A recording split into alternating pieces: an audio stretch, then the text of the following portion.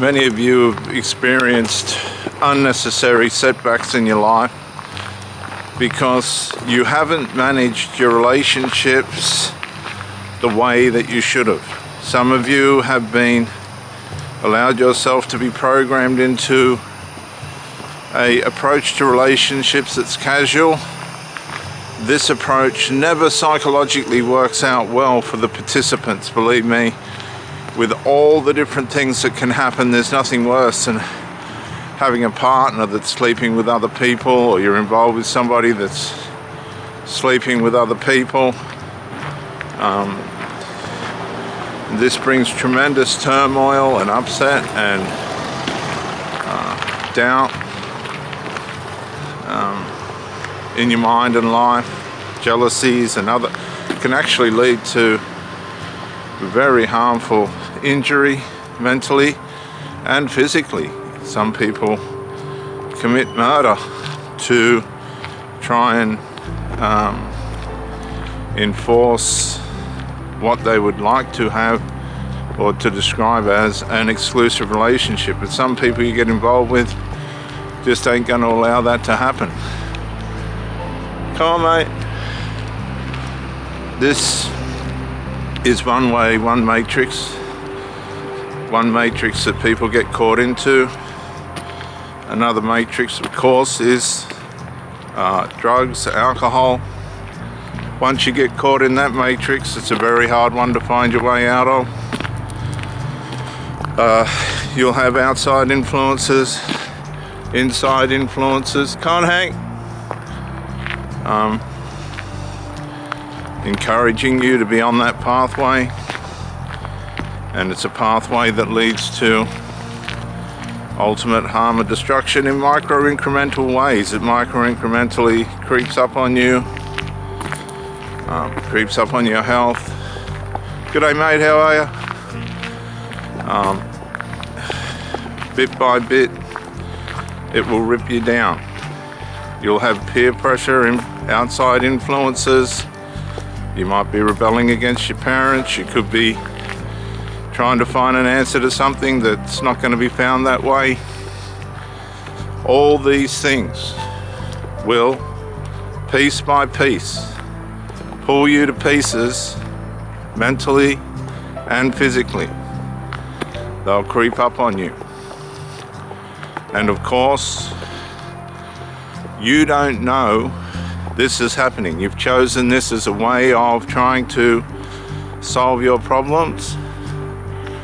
And unfortunately, it's a temporary solution, what appears to be a temporary solution to a long distance race. And it's a race that can only be won by wisdom, knowledge, and understanding. Now, you're going to need help. The help that this world offers is usually demonic, weak, and unsustainable, because it too will pull you down piece by piece if you don't play the game, if you're not a puppet. Because it cannot, the outside influences cannot uphold you from the inside out. And this is where the finished work of Christ is objectified. They object it. They don't want you to come into it. They don't want you to find it. They don't want you to find the life that Christ has through his finished work on the cross, and the promise of the Holy Spirit indwelling you, teaching you, showing you, helping you, guiding you and leading you, a lamp unto your path, a light unto your feet. Just got a train going past, viewers. This is the last place your friends and flying monkeys and peers and all these other types want you to end up, because it makes you exclusive. You then have exclusive wisdom and power to be a competition for these people. You are now a competitor. You are now in a different realm. You are now moving towards what's best for you, what helps you. That's what you are. And so, of course, this is going to shift the dynamic of your friendships, the dynamic of your relationship with your parents and all the rest of it. Probably, at least initially, in the opposite, but what you'll find is as you start to improve and the objectification begins to diminish, people do adapt to things that look like they're working for them. Now, how does this happen for you? Usually people don't come to Christ until they've had everything taken from them. They're very, very sick. Come on, mate, this way, please. Turn. Hank. They've become disabled and the like.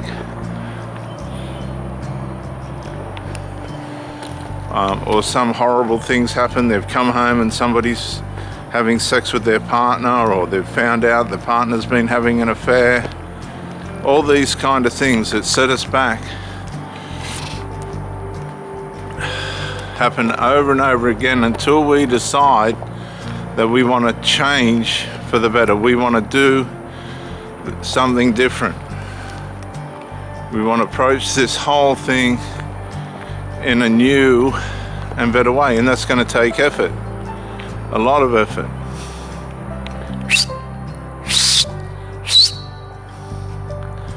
An effort that will press you from all sides. You'll have all different influences and other things and powers of darkness trying to stop you from pressing into what's best for you.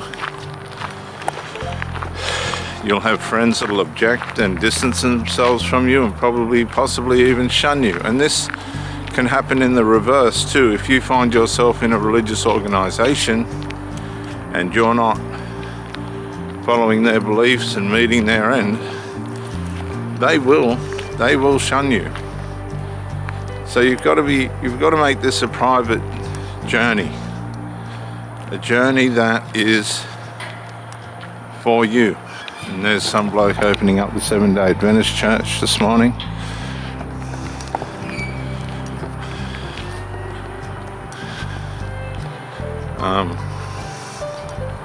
So it's got to be a very personal journey. How are you, mate? And that journey will be a test. It'll test your mental prowess. It will test your physical condition. But the results will change. As you come out of drugs, as you come out of an abusive relationship, as you come off the drink,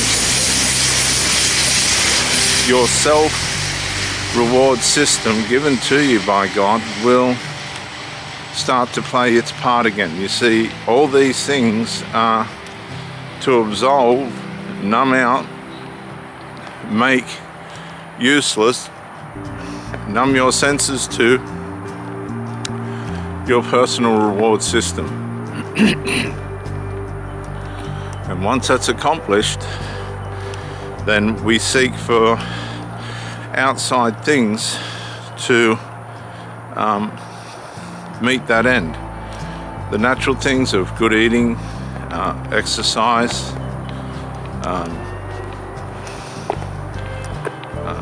rest, sleep, all this sort of stuff, reading, knowledge and things like this start to come back into place. And as these things find their place in your life again, you will find that you won't tolerate abuse. You'll be fair, but you won't tolerate abuse. You won't tolerate foolishness. You won't tolerate drugs and alcohol and all these other things that are subtle ways of destroying us. They make you feel good temporarily and then start to destroy you. And then you'll have a vision and a way for you to track and return to the way your life was meant to be.